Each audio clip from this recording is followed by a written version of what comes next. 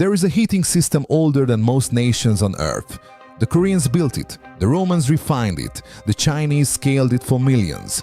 Even today, versions of it still warm homes with almost no moving parts, almost no maintenance, and almost no noise.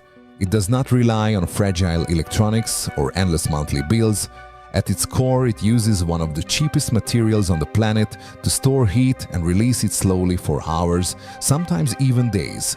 In one famous historical test, a centuries-old stone heating system warmed a massive hall in minutes, proving the physics never disappeared. So here is the real mystery. If this method is so durable, so simple, and so cheap, why has modern industry worked so hard to ignore it? The archive of this story opens in 1822 at a castle in Poland, where researchers examined the heating system that had already survived for roughly 4 centuries. Beneath the floor of a huge banqueting hall, they found a chamber packed with granite boulders resting above furnace vaults. The hall itself was enormous, around 850 square meters, with ceilings so high that heating it should have been extremely difficult. The researchers lit a fire beneath the stone chamber and fed it about 0.7 cubic meters of spruce wood over 3.5 hours.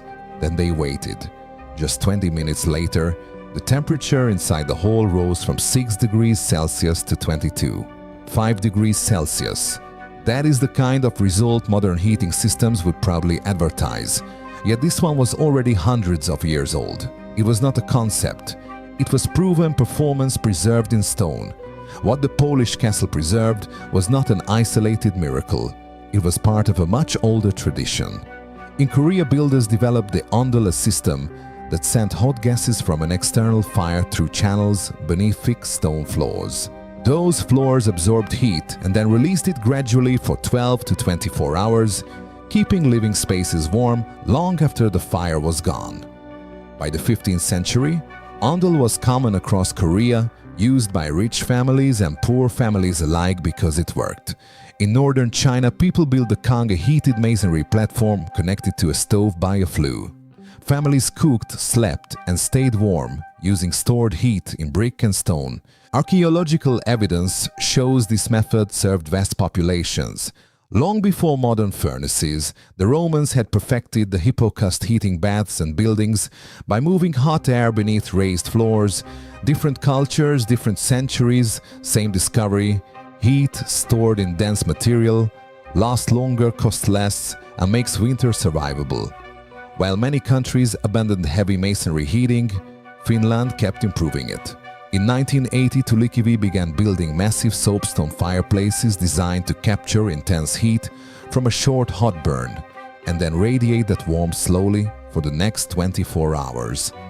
These heaters often weighed several tons, but that weight was the advantage. The stone acted like a battery for heat, soaking up energy when the fire was strongest and releasing it later in a steady, comfortable way. No motors were needed, no complicated controls were required. Just firestone and insulation working together. Over time, hundreds of thousands of homes adopted this approach. That matters because today's commercial sand batteries follow the same logic. The material may vary from soapstone to sand or crushed rock, but the principle is unchanged. Finland did not invent the physics. It simply refused to forget what all the civilizations already understood. The science behind the sand battery is surprisingly simple. First, you heat a dense material to a high temperature. Then you insulate it well. Later, when you need warmth, you draw the stored heat back out. That is the entire idea. What makes sand so interesting is that it is cheap, abundant, stable, and able to tolerate very high temperatures without breaking down. Researchers tested silica sand at temperatures reaching about 1,200 degrees Celsius and found no major degradation in its measured properties even after long exposure.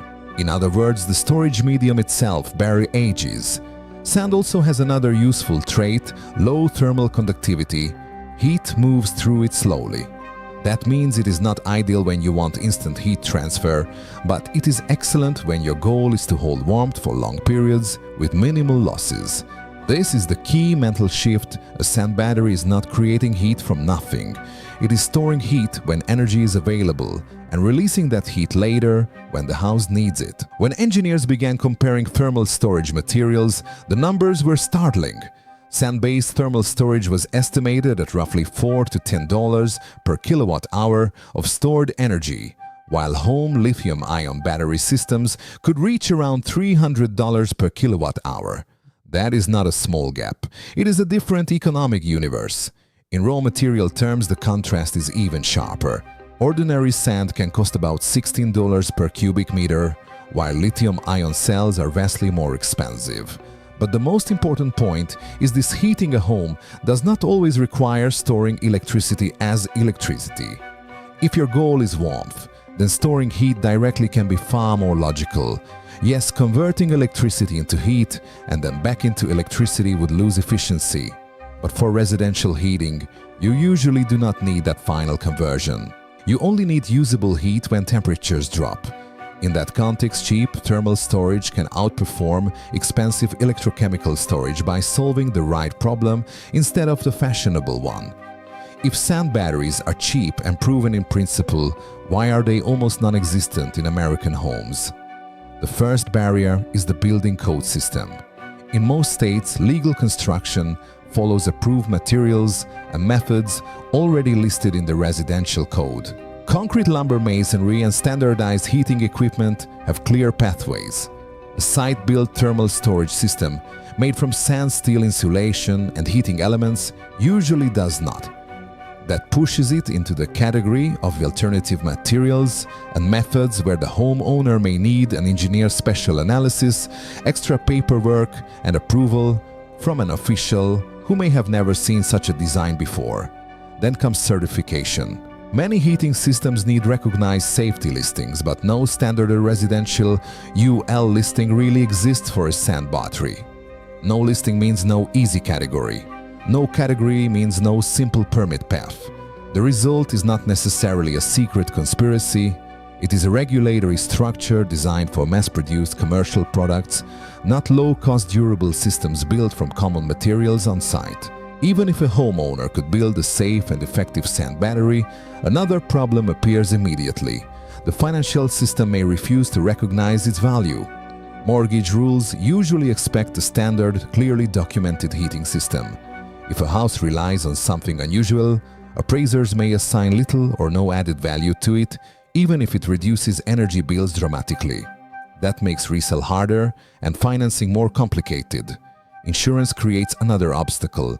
If a fire or other damage occurs, investigators may look closely at any non-standard heating device. Without familiar labels, approved categories, or widely accepted code pathways, the homeowner could face disputes over coverage. In practice, this means a system can be technically sound and still be financially dangerous to install. The physics may work perfectly, but lenders, appraisers, and insurers are not evaluating physics alone. They are evaluating conformity paperwork and institutional comfort. That is often enough to kill adoption before it even begins. A sand battery does not fit the business model of the modern heating industry. Utilities, gas suppliers, and major HVAC manufacturers make money from fuel sales, proprietary equipment, installation repairs, replacement cycles, and ongoing service. A thermal storage system made from cheap sand steel and insulation threatens that model because it can be built from ordinary materials, lasts a long time, and may need very little maintenance. It is hard to patent, hard to brand, and hard to lock into a subscription-style relationship. That is why electrification and alternative heating systems are often treated as economic threats by established interests. The issue is bigger than one company or one lobby group. It is about an entire structure that rewards systems. People must keep buying, replacing, and servicing. A heater that quietly stores warmth and releases it without fuel deliveries or recurring repair bills is efficient for homeowners, but far less attractive to industries built around dependence. While the United States built barriers around unconventional heating, Finland moved in the opposite direction and started testing modern sand batteries in the real world. Engineers there turned an old principle into commercial infrastructure by using large insulated vessels filled with sand or crushed stone and heating them when electricity was available. One early installation in Kankampa began operating in 2022 and demonstrated that stored heat could serve district heating needs on a practical scale. Later projects grew even larger, including systems designed to cut oil use, reduce carbon emissions, and store enormous amounts of thermal energy at a fraction of the cost of lithium batteries. What matters most is not just the engineering, but the contrast in outcomes. The same physics exists everywhere. The same low-cost materials exist everywhere.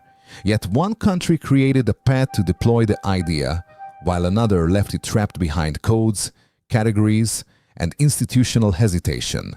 Even without official support, independent builders have already shown how accessible this idea can be. On homesteading and solar forums, people have wired solar panels directly to heating elements buried in sand, turning sunlight into stored heat without needing a conventional battery bank.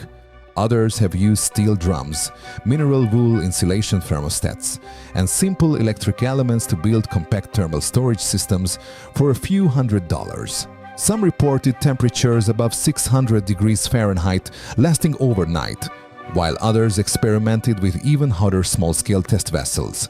The exact designs vary, but the pattern is consistent. The materials are common, the concepts are understandable, and the costs are far below most commercial heating upgrades. These are not polished showroom products. They are proof of concept systems built by ordinary people, and that is exactly what makes them so disruptive. A technology regular homeowners can assemble from commodity materials is much harder for established industries to control. By now the pattern is clear. History proves this kind of heating works. Physics proves it works. Modern experiments and real installations prove it works again. What holds it back is not failure but incompatibility with the systems that define what counts as normal. Sand is too common to monopolize, too cheap to turn into a premium product, and too durable to guarantee endless replacement sales. A heater that stores warmth without constant fuel bills does not fit the logic of industries built on meter dependence. That is why this technology remains strangely invisible, not because it is weak, but because it solves the problem too simply. And once you see that, the silence around it starts to make perfect sense.